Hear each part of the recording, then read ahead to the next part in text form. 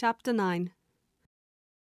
Elizabeth passed the chief of the night in her sister's room, and in the morning had the pleasure of being able to send a tolerable answer to the inquiries which she very early received from Mr. Bingley by a housemaid, and some time afterwards from the 2 elegant ladies who waited on his sisters. In spite of this amendment, however, she requested to have a note sent to Longbourn, desiring her mother to visit Jane, and form her own judgment of his situation. The note was immediately dispatched, and its contents as quickly complied with.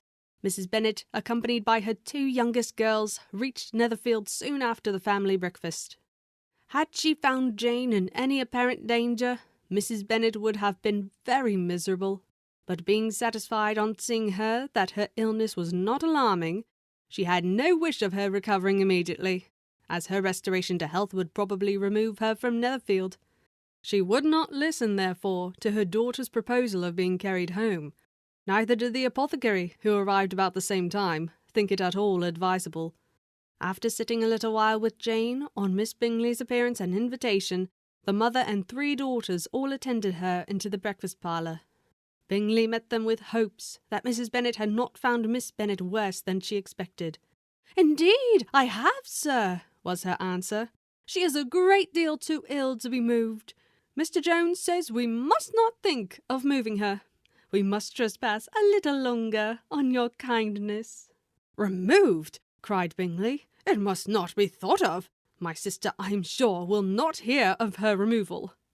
"You may depend upon it, madam," said Miss Bingley with cold civility, "that Miss Bennet shall receive every possible attention while she remains with us."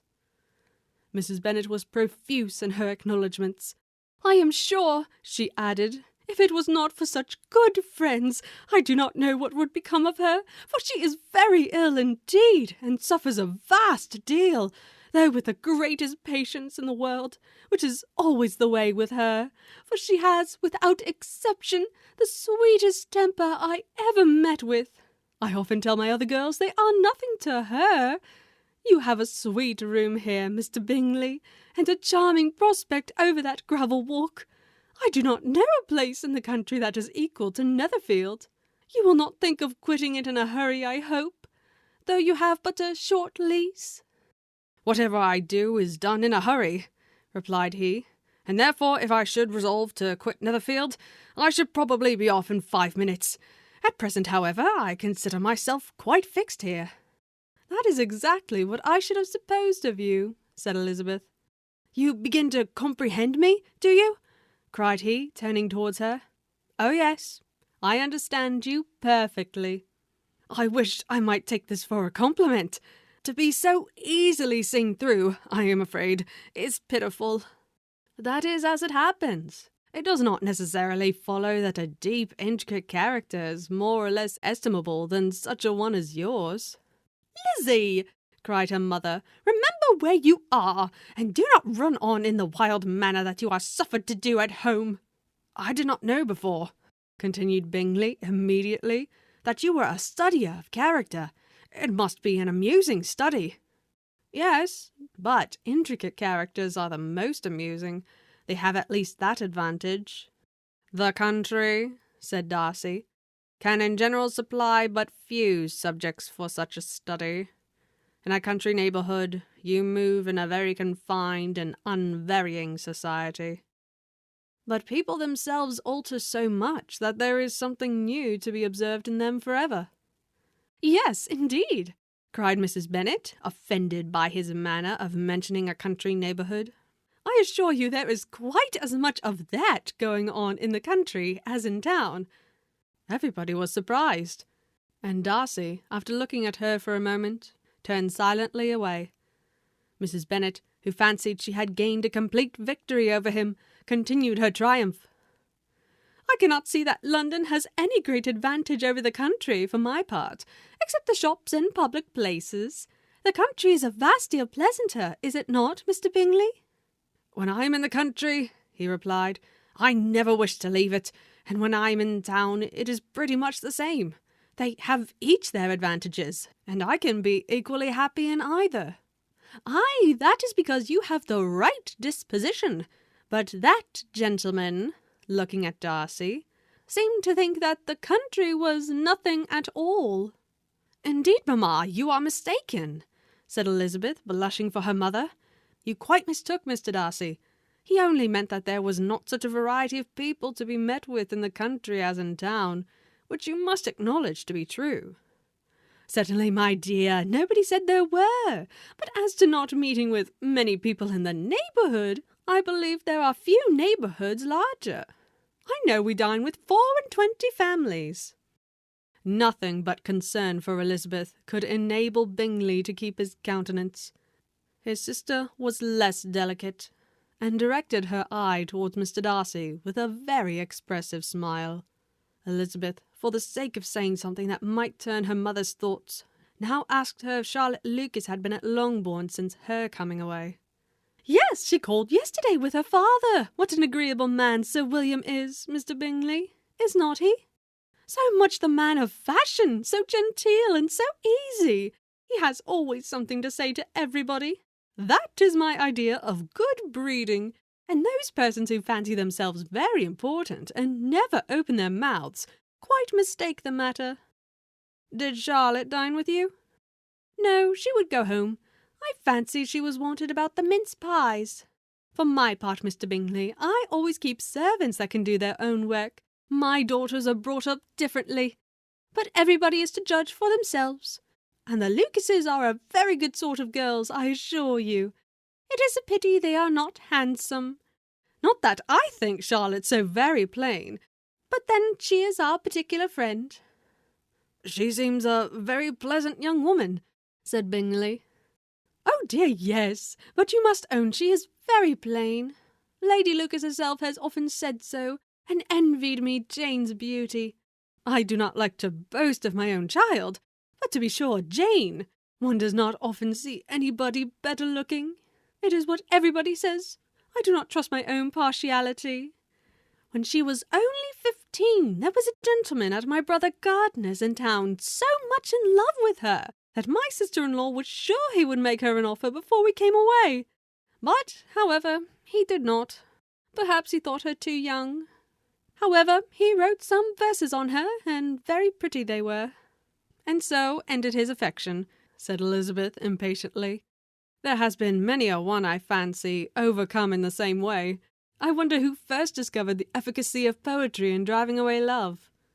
"I have been used to consider poetry as the food of love," said Darcy. "Of a fine, stout, healthy love it may. Everything nourishes what is strong already. But if it be only a slight, thin sort of inclination, I am convinced that one good sonnet will starve it entirely away." Darcy only smiled, and the general pause which ensued made Elizabeth tremble lest her mother should be exposing herself again. She longed to speak, but could think of nothing to say, and after a short silence, Mrs. Bennet began repeating her thanks to Mr. Bingley for his kindness to Jane, with an apology for troubling him also with Lizzie. Mr. Bingley was unaffectedly civil in his answer, and forced his younger sister to be civil also, and say what the occasion required. She performed her part, indeed, without much graciousness, but Mrs. Bennet was satisfied, and soon afterwards ordered her carriage. Upon this signal, the youngest of her two daughters put herself forward. The two girls had been whispering to each other during the whole visit, and the result of it was that the youngest should tax Mr. Bingley with having promised on his first coming into the country to give a ball at Netherfield. Lydia was a stout, well-grown girl of 15, with a fine complexion and good-humoured countenance, a favourite with her mother, whose affection had brought her into public at an early age. She had high animal spirits, and a sort of natural self-consequence, which the attentions of the officers, to whom her uncle's good dinners and her own easy manners recommended her, had increased into assurance. She was very equal, therefore, to address Mr. Bingley on the subject of the ball, and abruptly reminded him of his promise, adding that it would be the most shameful thing in the world if he did not keep it. His answer to this sudden attack was delightful to her mother's ear. "I am perfectly ready, I assure you, to keep my engagement, and when your sister is recovered, you shall, if you please, name the very day of the ball. but you would not wish to be dancing while she is ill." Lydia declared herself satisfied. "Oh, yes, it would be much better to wait till Jane was well. And by that time, most likely, Captain Carter would be at Meryton again. And when you have given your ball," she added, "I shall insist on their giving one also. I shall tell Colonel Forster it will be quite a shame if he does not." Mrs. Bennet and her daughters then departed, and Elizabeth returned instantly to Jane, leaving her own and her relations' behaviour to the remarks of the two ladies and Mr. Darcy, the latter of whom, however, could not be prevailed on to join in their censure of her, in spite of all Miss Bingley's witticisms on fine eyes. Chapter 10. The day passed much as the day before had done. Mrs. Hurst and Miss Bingley had spent some hours of the morning with the invalid, who continued, though slowly, to mend, and in the evening Elizabeth joined their party in the drawing-room. The loo table, however, did not appear. Mr. Darcy was writing, and Miss Bingley, seated near him, was watching the progress of his letter, and repeatedly calling off his attention by messages to his sister. Mr. Hurst and Mr. Bingley were at piquet, and Mrs. Hurst was observing their game. Elizabeth took up some needlework, and was sufficiently amused in attending to what passed between Darcy and his companion. The perpetual commendations of the lady either on his handwriting, or on the evenness of his lines, or on the length of his letter, with the perfect unconcern with which her praises were received, formed a curious dialogue, and was exactly in unison with her opinion of each. "How delighted Miss Darcy will be to receive such a letter!" He made no answer. "You write uncommonly fast." "You are mistaken. I write rather slowly." "How many letters you must have occasion to write in the course of a year! Letters of business, too! How odious I should think of them." "It is fortunate, then, that they fall to my lot instead of to yours." "Pray tell your sister that I long to see her." "I have already told her so once by your desire." "I am afraid you do not like your pen. Let me mend it for you. I mend pens remarkably well." "Thank you, but I always mend my own." "How can you contrive to write so even?" He was silent. "Tell your sister I am delighted to hear of her improvement on the harp, and pray let her know that I am quite in raptures with her beautiful little design for a table, and I think it infinitely superior to Miss Grantley's." "Will you give me leave to defer your raptures till I write again? At present I have not room to do them justice." "Oh, it is of no consequence. I shall see her in January. But do you always write such charming long letters to her, Mr. Darcy?" "They are generally long, but whether always charming it is not for me to determine." "It is a rule with me that a person who can write a long letter with ease cannot write ill." "That will not do for a compliment to Darcy, Caroline," cried her brother, "because he does not write with ease. He studies too much for words of 4 syllables. Do not you, Darcy?" "My style of writing is very different from yours." "Oh!" cried Miss Bingley. "Charles writes in the most careless way imaginable. He leaves out half his words and blots the rest." "My ideas flow so rapidly that I have not time to express them, by which means my letters sometimes convey no ideas at all to my correspondents." "Your humility, Mr. Bingley," said Elizabeth, "must disarm reproof." "Nothing is more deceitful," said Darcy, "than the appearance of humility. It is often only carelessness of opinion, and sometimes an indirect boast." "And which of the two do you call my little recent piece of modesty?" "The indirect boast. For you are really proud of your defects in writing, because you consider them as proceeding from a rapidity of thought and carelessness of execution, which, if not estimable, you think at least highly interesting. The power of doing anything with quickness is always much prized by the possessor, and often without any attention to the imperfection of the performance. When you told Mrs. Bennet this morning that if you ever resolved on quitting Netherfield you should be gone in 5 minutes, you meant it to be a sort of panegyric, of compliment to yourself. And yet what is there so very laudable in a precipitance which must leave very necessary business undone, and can be of no real advantage to yourself or anyone else." "Nay," cried Bingley, "this is too much to remember tonight all the foolish things that were said in the morning, and yet upon my honour I believe what I said of myself to be true, and I believe it at this moment. At least, therefore, I did not assume the character of needless precipitance merely to show off before the ladies. I dare say you believed it, but I am by no means convinced that you would be gone with such celerity. Your conduct would be quite as dependent on chance as that of any man I know, and if, as you were mounting your horse, a friend were to say, 'Bingley, you had better stay till next week,' you would probably do it. You would probably not go, and at another word might stay a month." "You have only proved by this," cried Elizabeth, "that Mr. Bingley did not do justice to his own disposition. You have shown him off now much more than he did himself." "I am exceedingly gratified," said Bingley, "by your converting what my friend said into a compliment on the sweetness of my temper. But I am afraid you are giving it a turn which that gentleman did by no means intend, for he would certainly think the better of me if, under such a circumstance, I were to give a flat denial, and ride off as fast as I could." "Would Mr. Darcy then consider the rashness of your original intention as atoned for by your obstinacy in adhering to it?" "Upon my word, I cannot exactly explain the matter. Darcy must speak for himself. You expect me to account for opinions which you choose to call mine, but which I have never acknowledged. Allowing the case, however, to stand according to your representation, you must remember, Miss Bennet, that the friend who is supposed to desire his return to the house, and the delay of his plan, has merely desired it, asked it without offering one argument in favour of its propriety." "To yield readily, easily, to the persuasion of a friend is no merit with you." "To yield without conviction is no compliment to the understanding of either." "You appear to me, Mr. Darcy, to allow nothing for the influence of friendship and affection. A regard for the requester would often make one readily yield to a request, without waiting for arguments to reason one into it. I am not particularly speaking of such a case as you have supposed about Mr. Bingley. We may as well wait, perhaps, till the circumstance occurs, before we discuss the discretion of his behaviour thereupon.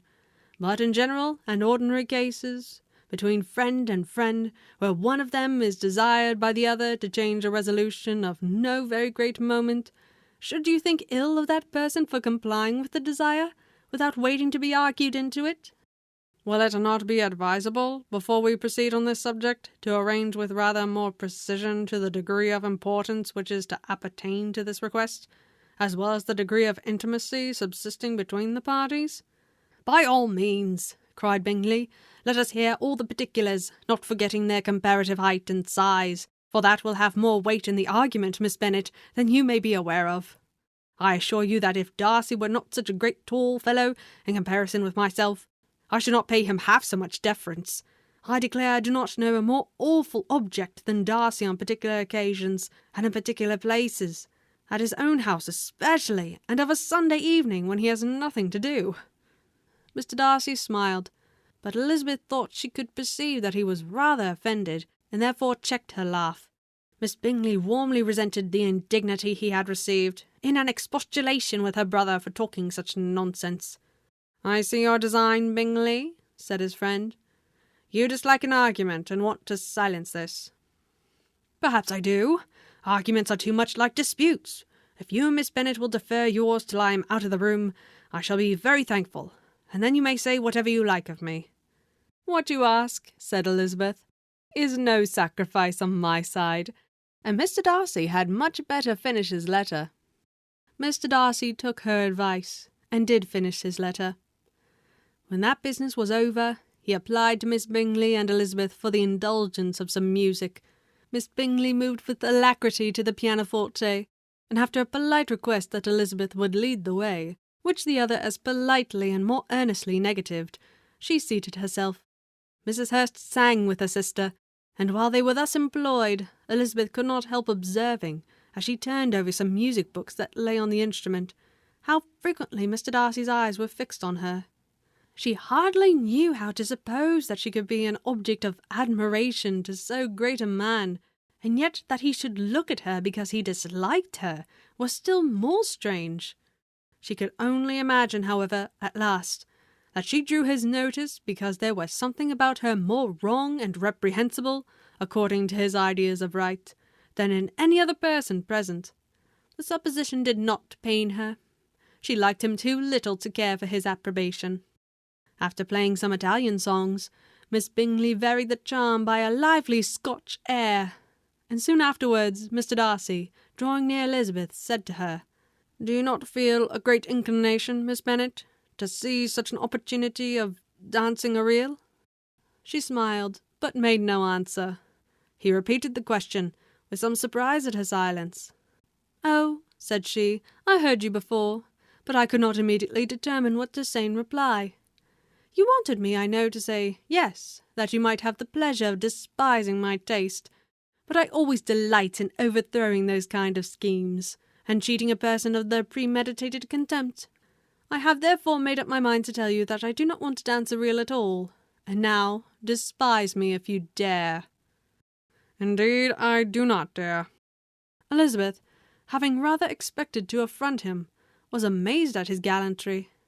But there was a mixture of sweetness and archness in her manner, which made it difficult for her to affront anybody, and Darcy had never been so bewitched by any woman as he was by her.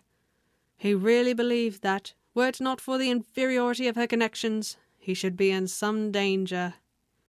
Miss Bingley saw, was suspected enough to be jealous, and her great anxiety for the recovery of her dear friend Jane received some assistance from her desire of getting rid of Elizabeth. She often tried to provoke Darcy into disliking her guest by talking of their supposed marriage and planning his happiness in such an alliance.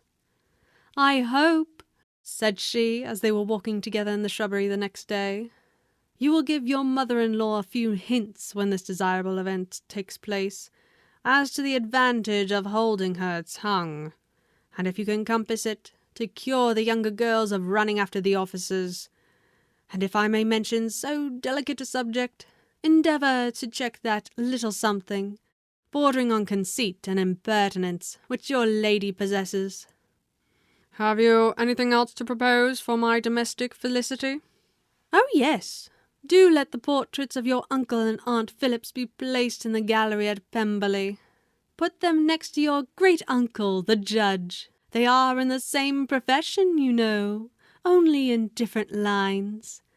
As for your Elizabeth's picture, you must not attempt to have it taken, for what painter could do justice to those beautiful eyes?"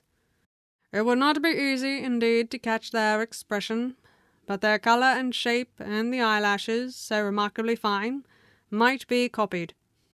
At that moment they were met from another walk by Mrs. Hurst and Elizabeth herself.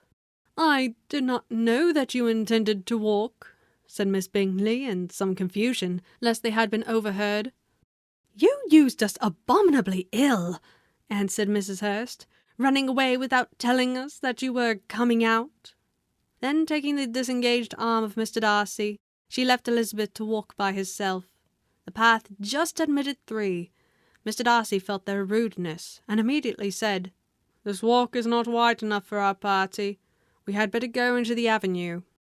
But Elizabeth, who had not the least inclination to remain with them, laughingly answered, "No, no, stay where you are. You are charmingly grouped, and appear to uncommon advantage. The picturesque would be spoiled by admitting a fourth.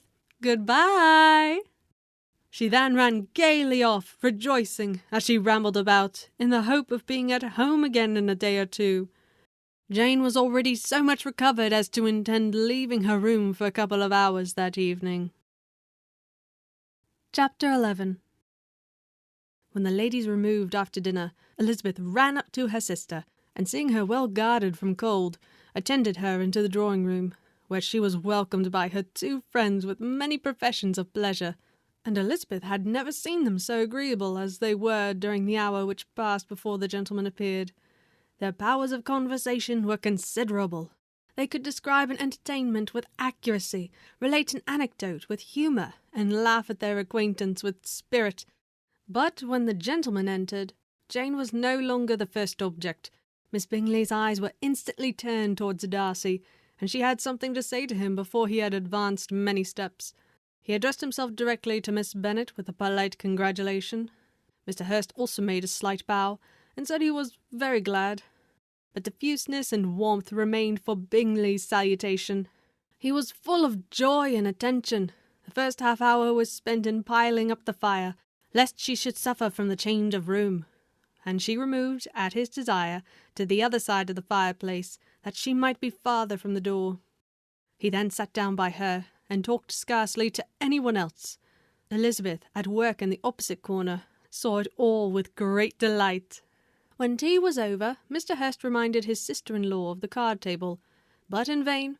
She had obtained private intelligence that Mr. Darcy did not wish for cards, and Mr. Hurst soon found even his open petition rejected. She assured him that no one intended to play, and the silence of the whole party on the subject seemed to justify her. Mr. Hurst had, therefore, nothing to do but to stretch himself on one of the sofas and go to sleep.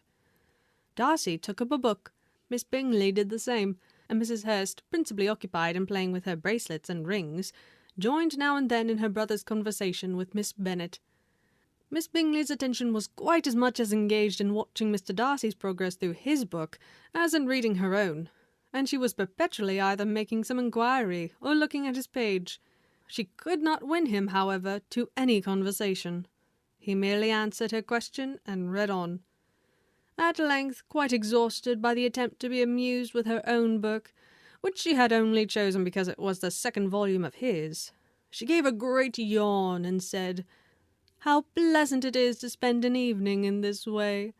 I declare, after all, there is no enjoyment like reading.